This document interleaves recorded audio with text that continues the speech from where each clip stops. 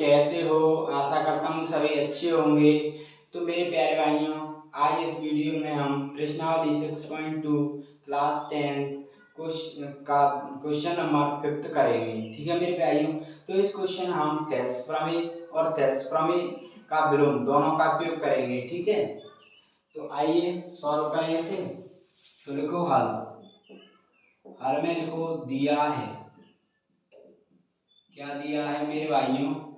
D समांतर है O Q के तथा डी एफ समांतर है ओ आर के। हमें सिद्ध करना है, हमें क्या है? सिद्ध करना है, प्रूव करना है। क्या प्रूव करना है हमें? ई एफ समांतर है क्या क्यू आर के। ठीक है, तो अब क्या है? डी समांतर ओ क्यू, कौन से त्रिभुज में? डी ई समांतर है क्या ओ क्यू के, डी इसके समांतर ओ क्यू। तो इसमें कौन सा त्रिभुज बना है डी समांतर ओ क्यू में? ये बन रहा है, देख सकते हो ये वाला पी ओ क्यू। ठीक है, दिख रहा होगा आपको ये वाला पी ओ क्यू। ठीक है, तो पी ओ क्यू में लो,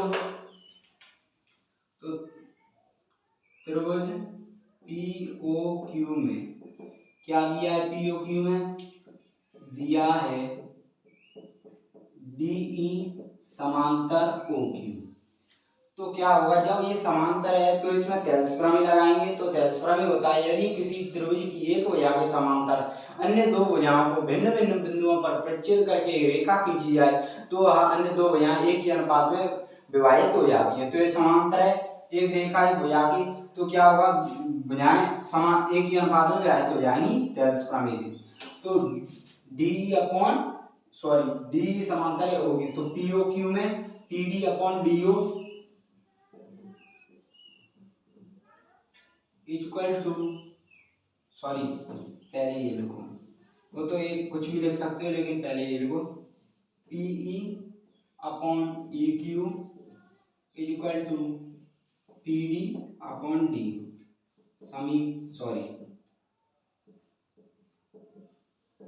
थेल्स प्रमेय से समीकरण 1 मान लो। ठीक है, अब त्रिभुज कौन सा बन रहा है? डी एफ समांतर ओ आर, डी एफ समांतर ओ आर, तो ये बना है पी ओ आर। ठीक है, तो त्रिभुज पी ओ आर में क्या दिया है? दिया है डी एफ समांतर ओ आर। तो इसमें क्या होगा? दो भुजाएं एक ही अनुपात में विभाजित होंगी, तो इसमें देखो P D upon D O equal to P F upon F R. समीकरण कितना है? आ गया 2। किससे आ रहा है ये? थेल्स प्रमेय से, थेल्स प्रमेय से। अब क्या करोगे? थेल्स प्रमेय से अब क्या करोगे? समीकरण 1 व 2 से इसे क्या है? हल करो समीकरण 1 व 2 से। ठीक है, समीकरण 1 व 2 से यहाँ पे लाइन खींच लो मेरे भाइयों। ठीक है, तो यहाँ से यहाँ पे लाइन। अब क्या करोगे? P D upon D O को अब मैं क्या लिख सकता हूँ? पी अपॉन ई क्यू, तो पी अपॉन ई क्यू। ठीक है, और P D upon D O को ये लिख सकता हूँ क्योंकि दो भुजाओं का अनुपात इनका एक ही है। देखो एक इक्वल टू एक को मैं क्या लिख सकता हूँ? कुछ भी लिख सकता हूँ, मैं बदल सकता हूँ ऐसे। तो P F upon F are ये हमने इसलिए निकाला क्योंकि हमें ई एफ समांतर क्यू आर चाहिए, इसलिए हमने ये ली। ठीक है, तो ये क्या है? पी अपॉन ई क्यू और P F upon F are.